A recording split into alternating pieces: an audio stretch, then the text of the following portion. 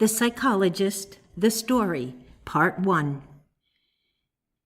In the early part of the 20th century, or to be more definite, in 1910, when the educational world was challenged to unravel the mysteries of what is known as magic or black art, the faculty of Heidelberg University became greatly interested in the subject, and much discussion followed among the learned men as to the utility of investigating such a subject.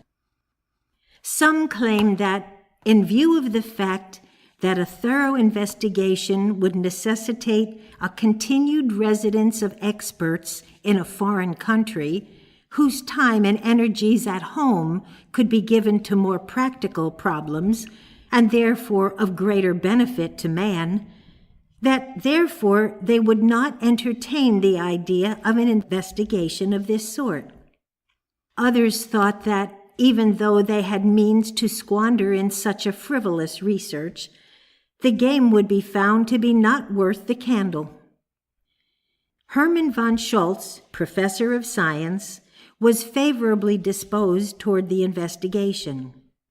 He thought they would be amply repaid by adding to the store of scientific knowledge, either from the discovery of new facts or by the revealing with certainty the trickeries of the art, or by proving or disproving certain psychological theories he had in mind, which theories would account for the abnormal phenomena revealed, or seemingly revealed, by the magician. Also, that in view of his interest in the subject, he was willing to exile himself in the wilds of India if the directors would bear but half the expense, until he should be able to scientifically account for the magician's art. With such enthusiasm shown by one of their ablest scientists, the regents lost no time in electing Dr. von Schulz to represent the university in the investigation of the art of India's magicians. Von Schulz was a big man, both mentally and physically, muscular but not fleshy, straight as an arrow, a great scholar, a keen observer. In youth, he was known as Daredevil Schulz, and his badly scarred features, injured by saber thrusts, bore witness that he was no stranger to punishment. Von Schulz decided to beard the lion in his den, and he immediately set sail for India, the home of the magicians.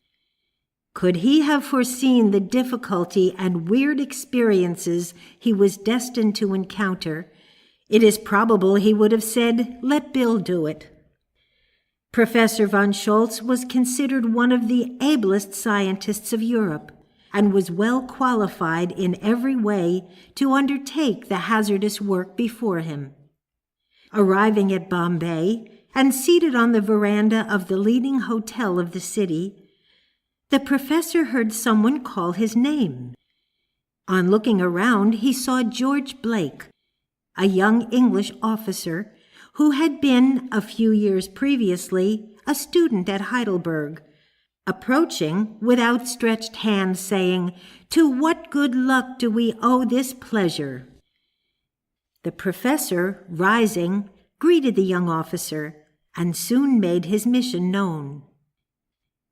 "To be brief," said von Schulz, "I've come to study, to unravel, to explode, or to explain scientifically, if possible, the extraordinary performance of India's magicians. But first, I wish to make the acquaintance and win the confidence of an adept in this line. I cannot afford to waste time with a tyro. I want a real problem to solve, if they are capable of giving me one. You understand what I mean? What is the prospect? What do you know about their magic?" "Well," said Blake cautiously, "there are some magicians here in this city who perform feats or reveal what seem to be remarkable phenomena beyond me to explain. The greatest expert among them, or rather the one to whom many go for instruction, gave a performance here in the city just 3 days ago. He lives in northern India. He was to have left the city today. They say he gives a performance in a certain cave known as Black Cat Cave up in the Himalaya mountains, that members of his own cult cannot follow and keep their sanity. I have heard of some of his followers leaving the cave for very fear before his performance was fairly begun. The magician himself claims that there is no man living who can go with him from the mouth of the cave to the end and back again when once he has started his performance.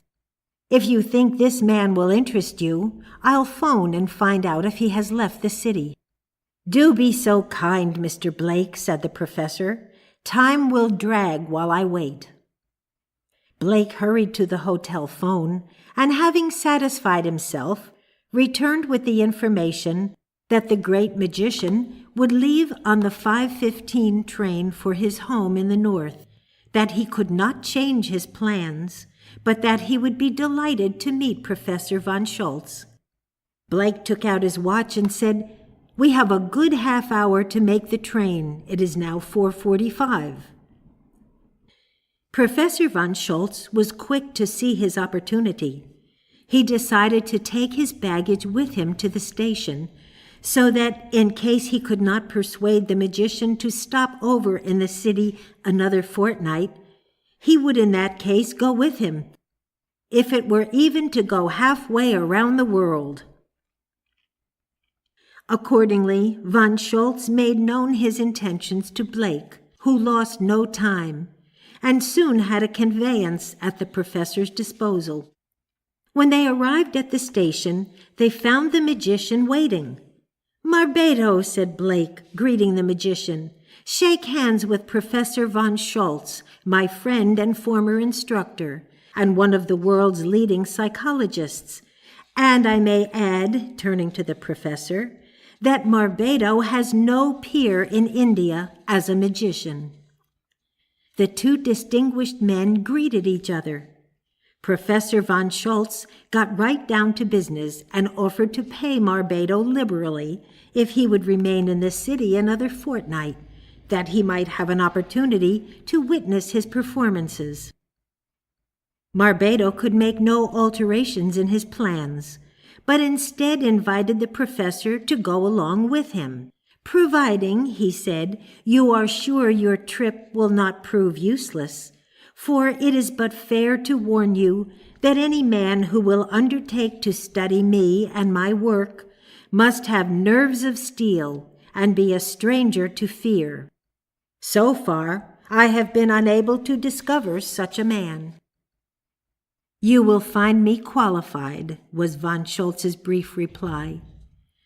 The toot of the engine's whistle was the signal for all aboard. With a farewell to Blake, the two experts boarded the train. Their tickets showed that Raoul was their destination, about 1,200 miles northwest in the Punjab province. The trip would prove uneventful and somewhat tiresome to the psychologist. When they reached Raoul, Marv Beto secured mules and attendants to transport himself and companion and their belongings to the Indus River Trail, into the rugged Himalaya mountains, still a day's journey further on. They reached camp about 6 p.m. The mouth of the famous cave was about 100 yards from the camp. Professor von Schulz felt the need of a good night's rest before permitting himself to witness the art of the magician, and besides this, he wanted to go through the cave alone the next day, to see that there was nothing of a tricky or deceptive nature about the cave or its contents. The next day he satisfied himself on these points, and he felt sure that whatever happened or seemed to happen, it would be the result of his own thoughts, influenced possibly by the thoughts of the magician. Could he fully overcome the suggestions of the magician? He was not sure.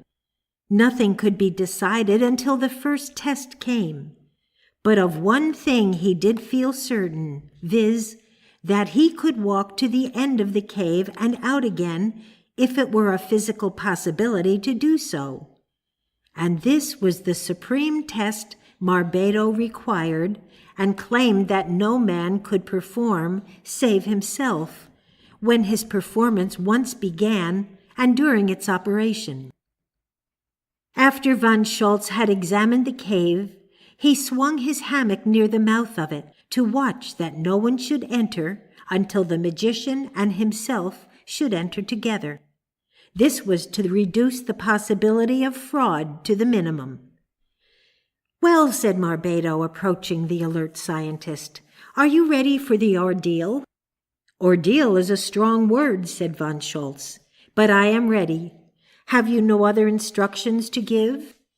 "None," said the magician, "except that you go to the end of this cave and out again, regardless of what you will see, hear, feel, or think, and regardless of what becomes of me.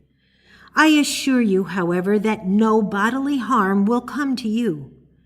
The cave will be lighted by our own personal presence. But if you are in any doubt or suspect any trickery, take your light with you, though you will find it a hindrance, as it will interfere with your vision." "I'll hold on to it for a while," said the professor. "And if I find it superfluous, I'll abandon it." Such was the drift of their conversation as they approached the mouth of the cave. Just as the magician entered the mouth of the cave, he sprang to one side to avoid the stroke of a cobra that sprang at him. "These reptiles are most lively at night, Professor," he said, "and we are liable to encounter their den before our performance begins." This was something unexpected and caused von Schulz to hesitate for just a moment when he essayed to jump over the serpent. "Wait, Professor, and take no chances. These reptiles are deadly." And as Marv Beto spoke, he hurled a rock and crushed the cobra. The cave was about 3 miles long, according to von Schulz's measurements during the day. When the two men were about 100 yards inside, the cave lit up from some mysterious source to about the intensity of early dawn, so that it was possible for the two men to distinguish each other's features. So von Schulz, finding his torch superfluous, discarded it. Marv Beto, still leading the way, again sprang suddenly aside and called to the professor to look out for the cobra. Von Schulz saw the floor literally covered with the poisonous snakes. Marv Beto advised retiring so as to give the cobras a chance to settle for the night, that they themselves could pass on unmolested and without interruption of the exhibition of his art. The two men then walked to the mouth of the cave and sat until midnight, talking over matters of scientific import, thus giving the cobras, as von Schulz supposed, a chance to settle back in their den.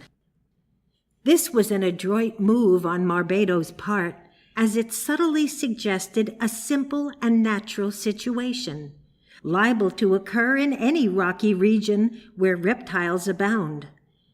Marv Beto finally arose and said, "I think, Professor, the cobras have settled for the night, and if we move cautiously, we can get by without disturbing them. Then I can entertain you with my art." So saying, Marv Beto led the way, his companion following. When the leader had reached that part of the cave where the cobras had checked their progress earlier in the evening, he gave forth an unearthly yell and fell. The professor saw that a cobra had fastened itself to Marv Beto's right hand, and from either side of the cave the venomous reptiles issued by the hundreds, soon covering the prostrate body until it seemed one writhing mass. Von Schulz stood transfixed, horrified, yes, petrified with fear. But as we have noted before, he was not the man to yield for any length of time to any such emotions. He needed time for thought, so he withdrew to a safe distance to think the matter over, there being no time limit set for his task. If this were a natural phenomenon instead of an exhibition of magic, certainly he was justified in withdrawing from the cave. But if, on the other hand, it were but the first trick deftly executed by the magician, his duty to science and to his own self-respect demanded that he should carry out his part of the program. This was a matter for him alone to decide. Again, if it were a mere trick, how could he account for the fact that his own senses were making false reports, unless he conceded that he was already under the magician's spell? If the things he saw were real, and he attempted to pass further into the cave, his death would be certain and terrible. How could he decide? Von Schulz looked at his problem from every conceivable angle. He recalled every circumstance of the early evening: the cobra at the entrance of the cave, the natural and suggestive surroundings, their conversation, Marv Beto's remarks and the killing of the cobra, and his own expectation of seeing Marv Beto perform his magic after they should have passed the cobra's den. All this convinced him that the magician's work had already begun, and that he had been caught unawares at the very beginning. With this analysis, he tried to dehypnotize himself. At any rate, upon some such hypothesis, he resolved to advance, regardless of personal consequences. As he again approached the prostrate form covered with animated venom, cold perspiration covered his person. He hesitated. There was but one passage. The cave was narrow, and if he advanced, it must be over the body of Marv Beto, covered with the squirming serpents. "These are not real cobras," said von Schulz aloud, as if addressing Marv Beto, "and they have no place in a normal mind." And as he spoke, he walked straight over their yielding bodies, but he screamed with pain as the cobras struck from right and left, but he kept right on going until he had passed over them. What an experience for a man in his right mind to pass through and still maintain his sanity! The professor stood for a moment, wiping the perspiration from his face, while his heart beat like an approaching drum corps. He felt greatly relieved, however, and somewhat triumphant, in that he had overcome the first barrier. Again he proceeded farther into the cave, but he had not gone far when he saw Marv Beto walking ahead of him, as though nothing unusual had happened to him. He tried to overtake the magician, but the Hindu maintained his distance without apparent effort. Suddenly, a wall of rock was seen to stretch across the cave. Marv Beto passed through an opening, and the wall silently but immediately closed, leaving a solid barrier between the psychologist and the magician. Von Schulz knew this was not the end wall of the cave, for he had noticed during the day that it was formed of granite, while this obstructing wall was more of the nature of marble. Von Schulz walked up to the wall and slapped it with his open hand. Then he kicked it. Then he picked up a rock and pounded it. But all to no purpose, for the wall stood as solid as the mountain itself. "I see my mistake," said the professor, throwing away the rock as if disgusted with himself at his blundering. "To try to knock the wall down is to admit that it is there, and but adds to its solidity by hammering away at it. The truth is, the wall does not exist as an objective fact. I should have walked on and not slapped, kicked, and hammered at it. And I should have looked on it only as a form of thought which the magician would have me accept as an objective reality, but which I deny. So saying, he closed his eyes and walked straight ahead and past the apparent obstruction without hindrance, the wall disappearing as mist before the sun. As von Schulz hastened on deeper into the cave, he heard the voices of men some distance ahead of him. They seemed to be in distress. He peered into the gloomy distance in front of him and soon descried two men running toward him, pursued by a Bengal tiger. The man in front, in his haste to escape, brushed so close to the professor that the learned man was knocked off his feet. When he arose, he saw the tiger had caught and was eating the other man, but a few yards in front of him. The mangling of the human form was sickening. Instinctively, the professor started to leave the cave, but he did not go far when he began to realize that this was shirking his duty. So facing about again, he reasserted himself, and leaving the evidence of his senses, advanced toward the scene of carnage. Not without difficulty, however. Aside from the sight of the ferocious beast and his half-eaten prey, the sound of cracking bones in the ferocious jaws, one sense seeming to corroborate the testimony of the other, a hard proposition to get over.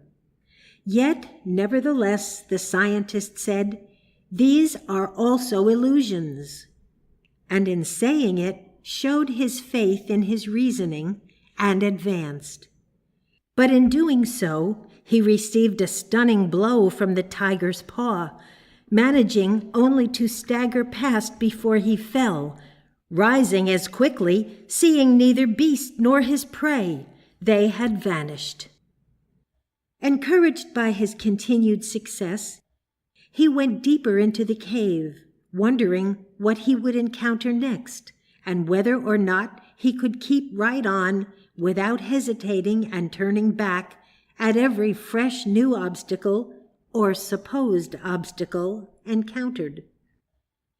He was beginning to feel quite confident when his attention was arrested, this time by 4 men, also about 100 yards ahead, coming toward him, whose tools and dress indicated that they were miners. They were evidently amused at something as they chatted and laughed, just as workmen are wont to do when their shift of toil is over. It all seemed so realistic, and after all, just what one might expect under similar conditions. He heard much of their talk and understood some of their coarse jokes. This surely is not magic, thought the professor, but life itself.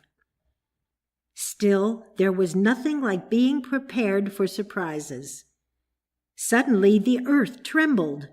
The men stopped joking and looked serious and fear-stricken, and one asked his comrades in whisper, "Was that an earthquake?" Almost immediately, a still more violent shaking of the earth followed. A large boulder fell from the roof of the cave, crushing 2 of the workmen. The other 2, terror-stricken, came rushing toward von Schulz, but before reaching him, they fell into a chasm that opened in the floor of the cave. This chasm doubtless the result of the earthquake. Their cries as they fell were heart-rending, but were soon hushed by the relentless fingers of death. Here is a real phenomenon, unexpected, sudden, unavoidable, and beyond the control of any magician, thought the learned man. And this immense gap in the floor of the cave makes it a physical impossibility for me to get over it. To cross the chasm was indeed a perplexity. When the earth had ceased trembling, Von Schulz climbed upon a large rock that had fallen near him, and sat upon it for a long time, with eyes half closed, his head resting against the side of the cave, as if in deep thought. When at last he opened his eyes and climbed down from the rock, he said, "I know that I take my life in my hands, but I'll try it." He walked deliberately up to the abyss and, looking down, saw far below a fiery mass of molten rock. And just above the molten mass, he saw upon a ledge of rock the mangled form of one of the unfortunate miners, hanging as though ready to drop into the cauldron below, where doubtless his comrade had met his fate. The sight only served to strengthen the testimony of his senses, and he withdrew from the scene with a shudder. He walked a short distance, still in deep thought. Time was passing, and he must come to a decision. The thought of retreat was more and more distasteful to him, since he had come so far. Still, he wanted to be sure he was right in distinguishing the real from the unreal. Again he turned toward the chasm, saying, "I must prove my faith in my own course of reasoning." So, with a steady tread, he faced again the awful cleft. But as he looked down, his courage once more failed him. He grew desperate, censuring himself for his weakness. With a tremendous effort, he set his jaw, clenched his fists, and setting out with a firm tread, this time looking upward, ignoring the sight beneath his feet, walked straight ahead. For an instant he felt a swimming sensation, but only for an instant. For instead of falling, he found the floor of the cave as solid as ever. His relief was inexpressible. If he had never doubted sanity before, he did now. He walked back to the spot where he had stood on the other side of the supposed chasm, but found no trace of earthquake or debris of any kind. "What a fool I have been! What a fool! Truly that Hindu is no tyro, and still I have further to do." Von Schulz knew he was nearing the end of the cave, so he hastened his steps. How come that ball of light bounding and rebounding from the back of the cave? There was no time to reason about it, for it came toward him with such force as to fell him to the ground so violently that he lay there a long time as one dead. Consciousness returning, however, he arose, and feeling no pain from the fall, walked straight to the end of the cave and placed his hand on the back wall, thus finishing one half of the arduous and nerve-wracking task he had undertaken in the interests of science.